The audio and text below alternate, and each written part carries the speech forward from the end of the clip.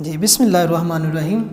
Professor Ghulam Rasool آپ کے سامنے یہ اردو کے حوالے سے سال اول کا جو پیپر پیٹرن ہے اس کے حوالے سے آج ہم بات کریں گے۔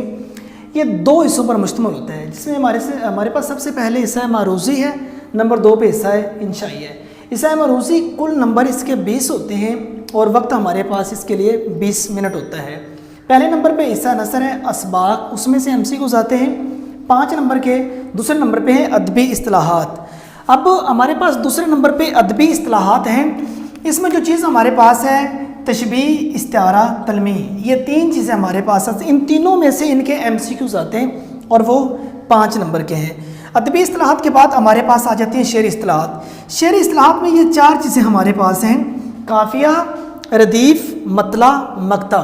ان چاروں میں سے 5 نمبر کے MCQs آتے ہیں اور اس کے بعد ہے تذکیر و تانیث مینس مذکر مؤنث، یہ غیر حقیقی ہیں، ان میں سے 5 نمبر کے MCQs آتے ہیں۔ ہمارے پاس یہ سوال نمبر 1 کے 4 جز ہوئے، حصہ نثر، ادبی اصطلاحات، شعری اصطلاحات اور تذکیر و تانیث۔ ہمارے پاس 20 نمبر یہ ہوئے۔ یہ پہلا ہمارا پاس حصہ معروضی ہے، اس کے بعد حصہ انشائی۔ سوال نمبر 2 ہے اشعار کی تشریح کریں۔ یہ ہمارے پاس جو سوال نمبر 2 آتا ہے اشعار کی تشریح، یہ 2 پارٹ پہ ہوتا ہے، ایک حصہ نظم اور اس کے بعد حصہ غزل۔ حصہ نظم میں 2 شعر آتے ہیں جس کی ہم نے تشریح کرنی ہوتی ہے اور 4 نمبر کے 2 شعر ہوتے ہیں۔ 1 نمبر نظم کا عنوان، شاعر کا نیم اور 2 اشعار کی ہم نے تشریح کرنی ہوتی ہے 10 نمبر، اور ہمارے پاس اس کے لیے جو وقت ہوتا ہے وہ مطلب کہ 20 منٹ ہے۔ اس کے بعد ہے اور اشعار کی تشریح کتنی کرنی ہے حصہ نظم کی، ایک شعر کی تشریح 2 صفحات بورڈ ہم سے ریکوائر کرتا ہے۔ اس کے بعد ہے حصہ غزل، 1 نمبر شاعر کے نیم کا، 3 نمبر کا ایک شعر، پھر 3 کا 3 اشعار ہمارے پاس آئیں گے جن کی ہم نے تشریح کرنی ہوگی اور 10 نمبر اس طرح ہوں گے۔ اور ایک بات ڈیئر ویور آپ کو یاد رہے کہ حصہ نظم اور غزل کی جو یہ اشعار کی تشریح آئے گی، حصہ نظم کی بھی ایک ہی نظم سے آئے گی اور حصہ غزل کی ایک ہی غزل سے آئے گی۔ تینوں کے تینوں اشعار ایک ہی غزل سے آئیں گے اور کہیں اور سے نہیں آئیں گے۔ ان کا صرف ایک دفعہ نظم کا عنوان، شاعر کا نام لکھ دینا کافی ہے، اور اسی طرح حصہ غزل میں ایک بار شاعر کا نیم لکھ دینا کافی ہے۔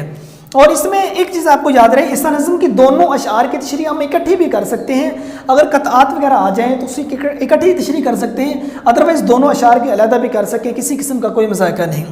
اس کے بعد ہمارے پاس ہے سوال نمبر 3، اس سیاق و سباق کے حوالے سے اقتباس کی تشریح کریں، سب کا نام اور مصنف کا نام بھی ضرور لکھیں۔ ہمارے پاس 2 جز آتے ہیں، الف اور بے، دونوں میں سے ہم نے ایک اقتباس کی تشریح کرنی ہوتی ہے۔ سبق کا عنوان، جو سب سے پہلے ہمارے پاس حوالہ متن ہے جس میں سبق کا عنوان اور مصنف کا نام، یہ چیز لکھنی ہے۔ نمبر 2 پہ ہمارے پاس ہے سیاق و سباق، مینز وہ جو اقتباس ہمارے پاس آیا ہے ہم نے اس کا سیاق و سباق لکھنا ہے کہ اس پہرے سے پہلے کیا بات چل رہی تھی، بعد میں کیا بات چل رہی ہے، وہ لکھنی ہے۔ اور سیاق و سباق کے بارے میں یہ بھی کہا جاتا ہے سبق کے خلاصے کا خلاصہ مائنس جو اقتباس دیا ہوتا ہے۔ حوالہ متن کے بعد سیاق و سباق، 3 نمبر سیاق و سباق کے ہوں گے اور اس کے بعد تشریح کرنی ہے، 10 نمبر تشریح کے ہوں گے۔ اس کے لیے ہمارے پاس جو ٹائم ہے وہ 30 منٹ مینس آدھ گھنٹہ ہے۔ اس کے بعد ہمارا سوال نمبر 4 ہے سبق کا خلاصہ لکھیں۔ ہم نے سبق کا خلاصہ لکھنا اور کوئی سے 2 اسباق آتے ہیں، 2 میں سے کسی ایک سبق کا ہم نے خلاصہ لکھنا ہے جس کے نمبر کی تقسیم کچھ یوں ہے، مصنف کا نام 1 نمبر، سبق کا خلاصہ 9 نمبر، ٹوٹل ہمارے پاس 10 نمبر ہوتے ہیں۔ اس کے لیے جو وقت ہے نا وہ بھی ہمارے پاس 20 منٹ ہے۔ اور سبق کا خلاصہ کتنا لکھنا یہ بھی ایک سوال پیدا ہوتا ہے۔ سبق کا خلاصہ ہم نے سبق کی لینتھ کو، اس کی طوالت کو دیکھتے ہوئے تیسرا حصہ جو ہے وہ سبق کا خلاصہ لکھنا ہے۔ آگے سوال نمبر 4 ہے ہمارے پاس نظم کا مرکزی خیال لکھیں۔ جو ہمارا حصہ نظم ہے اس کی جتنی نظمیں ہوں گی ان میں سے کسی ایک نظم کے بارے میں ہم سے کہہ دیں گے مرکزی خیال یا اس کا خلاصہ لکھیں، 10 سے 12 سطور پہ ہم نے یہ لکھنا ہوگا، 5 نمبر ہیں اور ہمارے پاس اس کے لیے جو وقت ہے وہ 10 منٹ ہے، 10 منٹ میں ہم نے کرنا ہے۔ اس کے بعد ہمارا سوال نمبر 7 ہے، یہ سا گرامر میں سے ہے، مکالمہ نگاری، رودات، روز نامچہ، یہ 3 ٹھیک ہے۔ اس کے بعد ہمارے پاس ہے سوال نمبر 6، مکالمہ نگاری، رودات، روز نامچہ۔ حتیٰ کہ دیکھا جائے بورڈ میں یہ 2 چیزیں، مکالمہ نگاری اور رودات، ان 2 چیزوں کو زیادہ بار بار پریفرنس دی جا رہی ہے۔ ان دونوں چیزوں میں 2 آتے ہیں، 2 میں سے ہم نے ایک لکھنا۔